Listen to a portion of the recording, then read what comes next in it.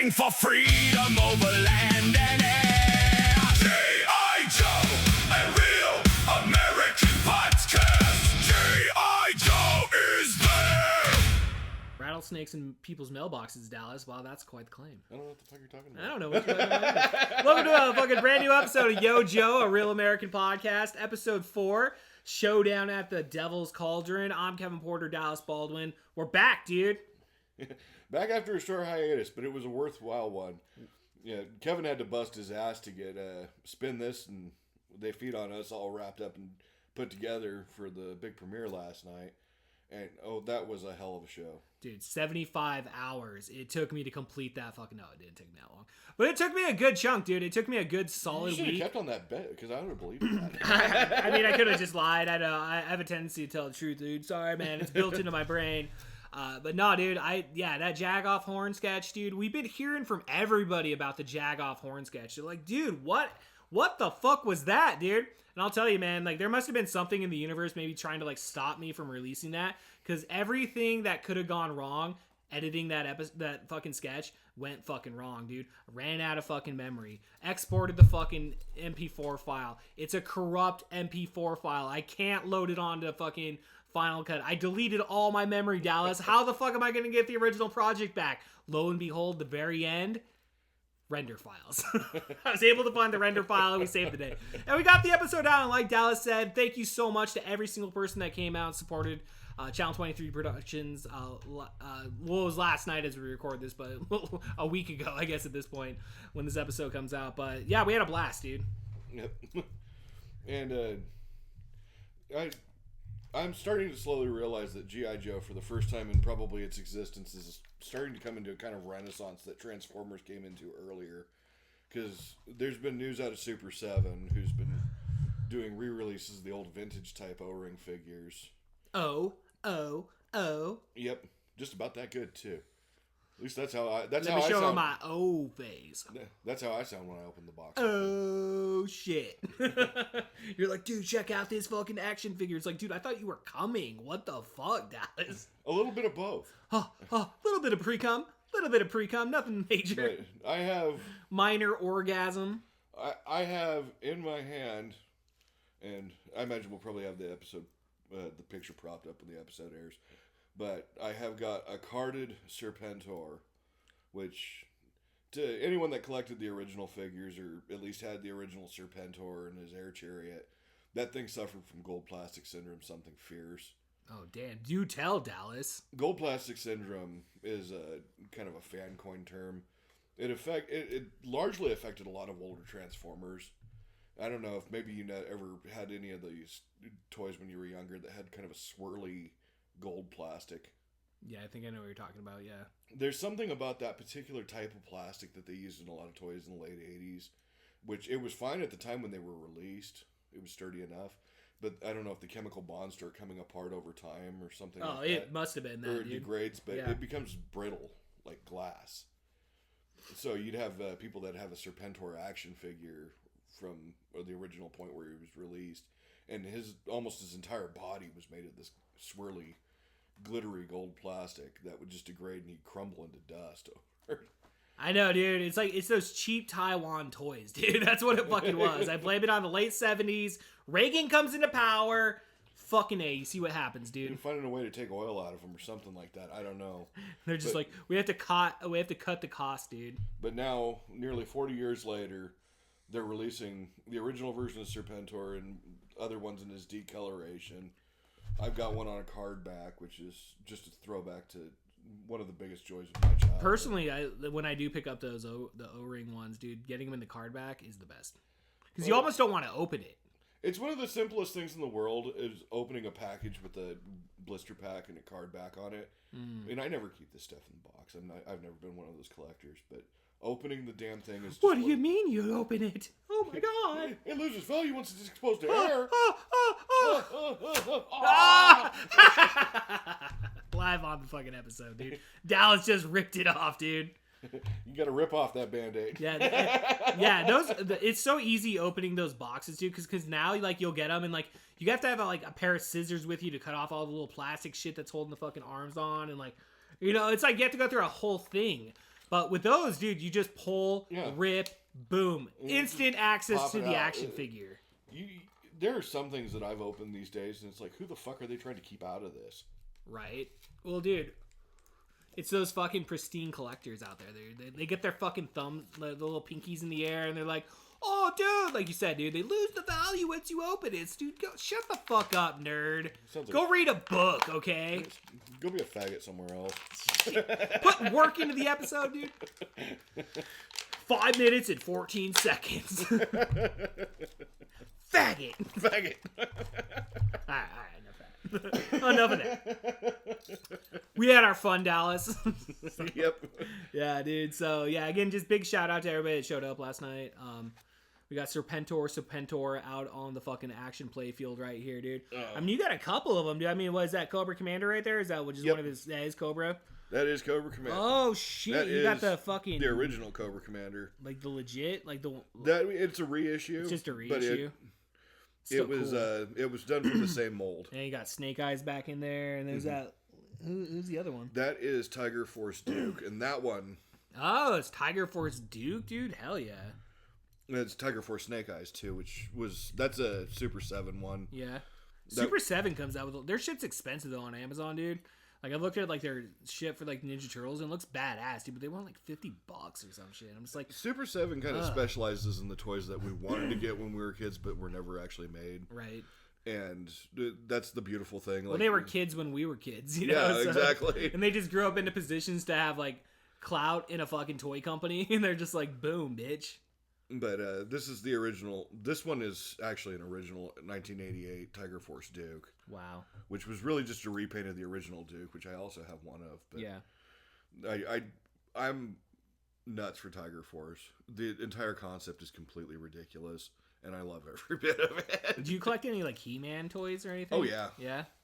I fucking like He-Man, dude. I want to start rewatch. I have, like, the whole collection over there, dude.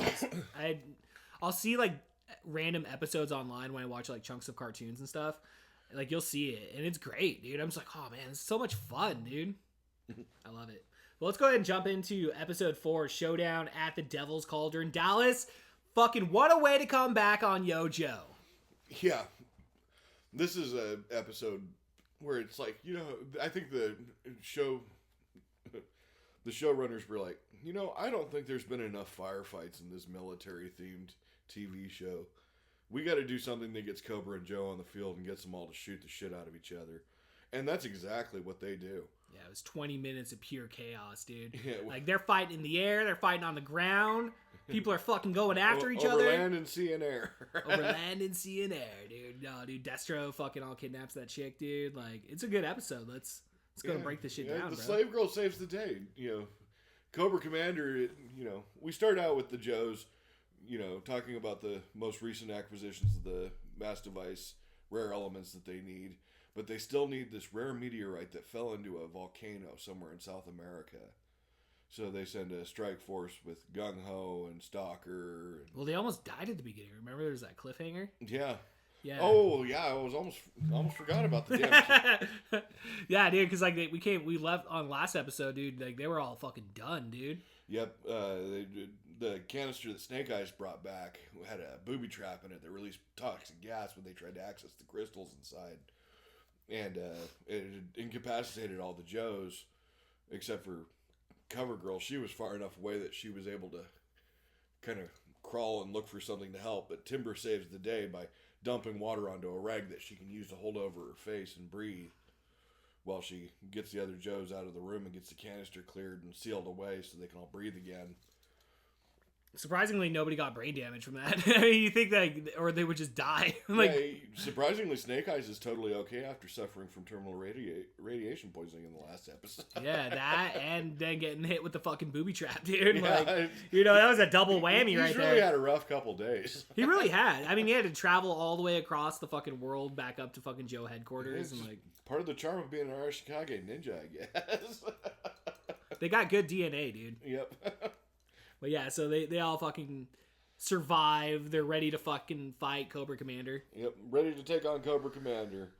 And they cut to Cobra Commander, who's sitting, having a feast. And Kevin brings up an excellent point. Something I didn't even think of probably the dozens of times I've seen this episode. Cobra Commander's sitting there. He's got a chicken thigh in his hand that has a bite taken out of it. He's been eating it. But he's got his mask on. He's got a battle helmet on with a full face visor. How the hell is he doing this? Well, he's doing it the COVID way, dude. He's just pulling the mask that's what I'm up, thinking. taking He's a pulling bite. the mask up, taking a bite. You know, and he does it off camera because he realizes it probably looks goofy as hell. It's like, I don't want to look bad. You know, it can't make Cobra I Commander look bad. What do you mean, Destro? And he's like, come on, Destro, let's feast and celebrate our victory. There's still more to be done, Cobra Commander. And he's like, oh, you're just being a wet blanket, whatever. Fine, more for me. And then, it's very relatable because, like I said when we were watching the episode, this is basically me at work. It's like, well, what the hell am I going to do to pass the time now? Oh, I know. I'll play with my toys. Yeah, because my thought was like, they introduced this like huge robot, and it looks like a killing machine. It's like, why have they never used it? Oh, it's just Cobra Commander's personal toy. Yeah, he keeps this. He's got a collection of this shit sealed away. There's probably stuff we haven't even seen on these episodes. He just busts out his Atari fucking controller. He's like, He decides he's gonna have it. Yeah, he busts out his Atari controllers, and decides he's gonna have the giant barbarian Ramar fight his giant robot. I love that part because like right as he's about like Ramar's about to like assassinate Cobra Commander, like Cobra Commander just busts out that controller. Yeah, He's like no. It's like this isn't anything unusual. He does this every time we bring him into a room. Yeah, we're kind of used to it, dude. We've had him around for about 7 years. I get the feeling he doesn't like me. Never has, never will. But that's okay. I've got the mind controller. As long as I'm in control, we got no problems. Everybody hard until you break out the Atari controller. But in the meantime, the Joes have headed down to South America, and they're going to find this rare meteorite that crashed into this volcano. And the meteorite has not melted or become part of the lava flow that's inside the caldera of this volcano. It's Joe Mechanics, dude, or whatever the hell we say. Joe Nomics, whatever. Well, the meteorite itself, this had nothing to do with Joe. No, well, it's in the Joe world, it's so in the Joe world. Yeah. So, I mean, it's Space Joe tech. Yeah, Space Joe tech, dude. It's like, Space Force. It's Trump's Space Force right there, dude. The Joes actually did have a pretty great foray into space at one point. Hell yeah. But that's for a future episode. Sure. The Joes assault this volcano to try to use magnets to seize this meteorite, which they're able to use. It's like those giant car crusher magnets that they use. Yeah, well, I thought that was like totally weird, dude. Because again, like we go back to the whole physics of all of it. It's like 3 helicopters, just like triangularly, just like right there. It's like, dude, if their blades hit, because you look at the screen, dude, they're like mere like inches apart. That it is looks some like skilled fucking pilot. Yeah, dude. Like, especially considering that only one of the Joes there is actually a pilot.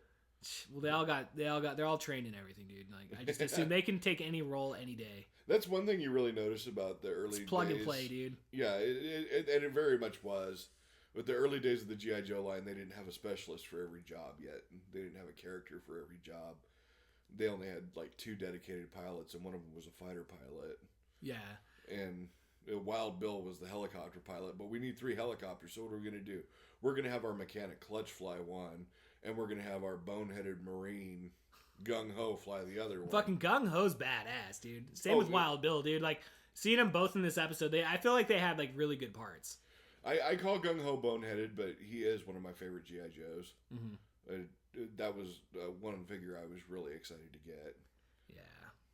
Hell yeah, dude. I love the turquoise camouflage. Yeah. For as little sense as it makes. Well, it's like Shipwreck, dude. He's got kind of a similar like shirt. It's not cut off or anything. Well, but, like... in Shipwreck's case, it makes sense because they're sailor dungarees. Oh yeah, okay. And he's wearing a sailor's outfit. Okay, that makes sense. That's what he is.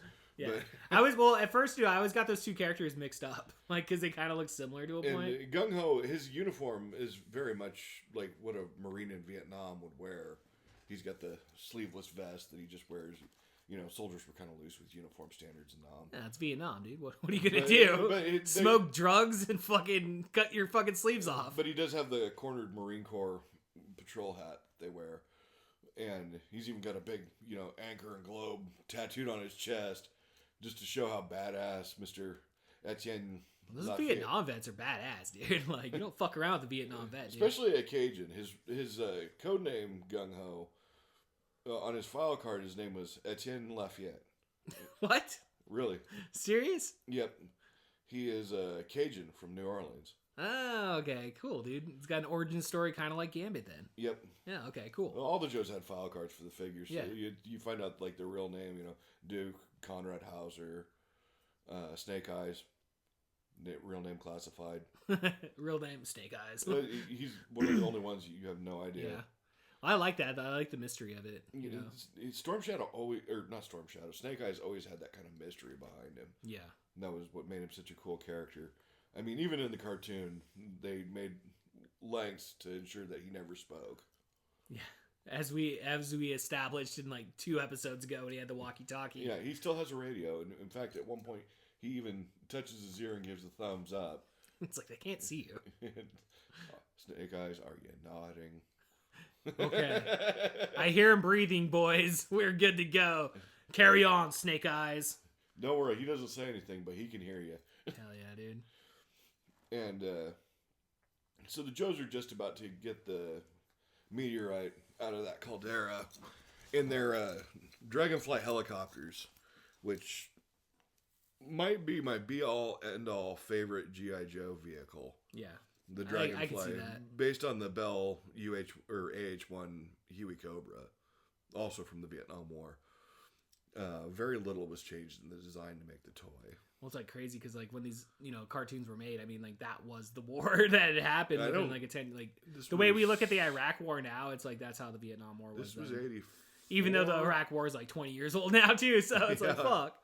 I don't think the Apache was out yet. You The don't think Apache so? attack helicopter. Okay. So I might be wrong about that, but at that time, the Huey Cobra was the attack helicopter of the armed forces. Yeah. Hell yeah. And I had the original one as a kid, and I loved it. You had a little lever that made the rotor blades spin. Oh whoa, dude! Yeah. Whoa. You'd hold it, and there was like a little lever you'd press, and it'd make the rotor spin around. Hours of fun. Yeah. Hours of fun. On top of that, it was the Tiger Fly, so it was tiger striped. Oh really? Whoa. Yeah. I Okay. didn't have the original. I didn't have the green one. I had the Tiger Fly. Shit, dude. I always loved. It's pretty cool. It's pretty fucking cool, dude. I always loved Tiger Force. It was. As I can see here. Yeah. Well, they look cool. I mean, like, what's not to like about fucking... It's like I said, guys running around in a bright yellow tiger camouflage in the jungle. They were designated as like a jungle unit. Oh, cool. That is complete asinine. Running around. I like the idea of it. Exactly, but it's so freaking cool. Yeah, dude, they make it fucking sweet. And that's the crux of G.I. Joe right there. It is completely ridiculous, but it is so fucking cool. Fuck yeah, it is, dude. Hell yeah. But the Dragonflies in this episode have now gotten a crew cab, as well as a 4-person cockpit, which I don't even think most utility helicopters have. At least none of the ones I've ever been on. It's Joe-nomics, dude. Come on. It's Joe-nomics. These are special Dragonflies that have car magnets attached to their winches. Yeah, dude. I mean, when did the car magnet like get stuck to the helicopter? I would think that the car magnet would have gotten dunked into the lava and probably melted away. Sure. Okay, that's probably the most realistic way of And that, looking like at we were it. talking about, with this close to the lava as those helicopters were, that would have fried the electronics. They would have all died. I mean, yeah, they would. Gung Ho would have been dead, dude. Sorry, Wild Bill. He would have turned into okra soup. Fuck, dude. Yeah, so they successfully get it though, don't they? No, Oh, they don't. no, that's I was when, smoking a lot of weed during that episode, so I'm hanging on you, dude. Yeah. Tell the story, Dallas. That's when what I can only assume was the prototype for the Rattler, Rattler attack jet, because these look like needle nose jets of some kind, but they have that VTOL, vertical takeoff and landing function, where the wings tilt upward so they can float. Yeah. And Destro's flying one of them. They attack the side of the volcano by shooting out the side of it to make the lava drain. And then they shoot out the ropes that the Joes are using to lift this meteorite and catch it in the net of this gigantic air carrier type thing. That would have been cool if they made a toy of that. Yeah. What could have been? Are you listening, Super 7? Get on it. Get on it, sir. Get on it. I know you guys failed with the mothership, and I felt bad about that because I wanted to fund the damn thing. I was behind you on that. No one else was. It's not enough people, dude. Not enough people believed in the project. I'll show you that thing later. Okay. That was such a cool... I wanted it so bad.